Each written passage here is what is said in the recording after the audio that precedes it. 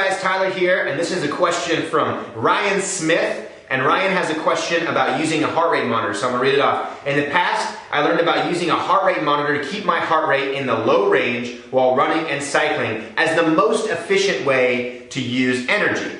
Is that still the case? As I see your workouts are short and to the point. And that they are, Ryan. They're short and to the point. And the reason why is we find that the medium intensity range, so when they tell you that fat burning zone, when you're in that fat burning zone, then sure, you can burn fat during that workout, but they're ignoring hormones, right? They're just looking at whether or not you're burning fat for fuel. And there's nothing wrong with burning fat for fuel. I'm all for going out and doing some work or going for long walks or hikes, little bike rides and stuff like that. What I'm not for is focusing primarily on doing an exercise just to burn fat rather than optimize the hormonal state of the body. Now, when we go low intensity cardio, or about 65% of your maximum heart rate and below, you are effectively burning fat during your workout and you're not messing with your hormones too much. Okay, so I'm fine with that. If that's your goal, if you want to get a little extra cardio in the morning, if it feeds your soul, then by all means do that. I prefer to go on walks. That's what I do when I'm doing low intensity cardio. The medium intensity range, between that 65 or 70%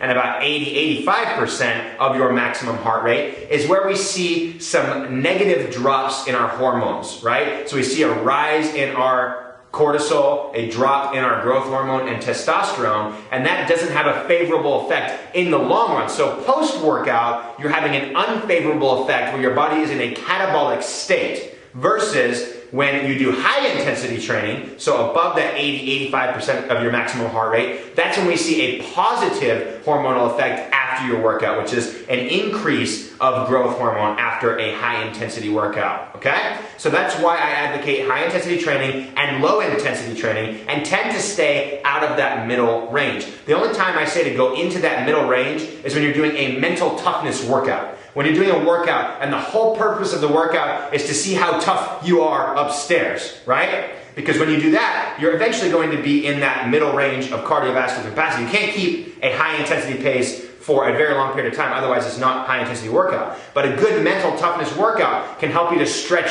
what you're physically capable of doing, what you're mentally capable of handling, and to me, that's a good thing, right? So that's the only time I like to send myself or my clients into that medium intensity range is when we want to do like an hour straight up, how tough are you workout. All right? And that's how I take heart rate and break it down. 65% and below, it's low intensity cardio. Do it, you'll burn more fat. It's not going to mess with your hormones. That 65 to about 85% range, that's when you're in that middle range right there where I don't want to be in there too long because you're going to see a negative hormonal consequence. Above 85% range, you're going to be able to have a positive hormonal consequence as well as increased metabolism post-workout, but you can't be in there for more than maybe 15 or 20 minutes. And most people, it's really only like 8 or 10 minutes because you don't have the cardiovascular capacity to stand that intensity for 15 to 20 minutes. So I hope that clears up everything with heart rate. If you guys dig this video, click the like button right there. Help me spread the warrior message to more people just like you so I can teach them how to live the warrior lifestyle and how to look, feel, and perform their best. Thanks for watching.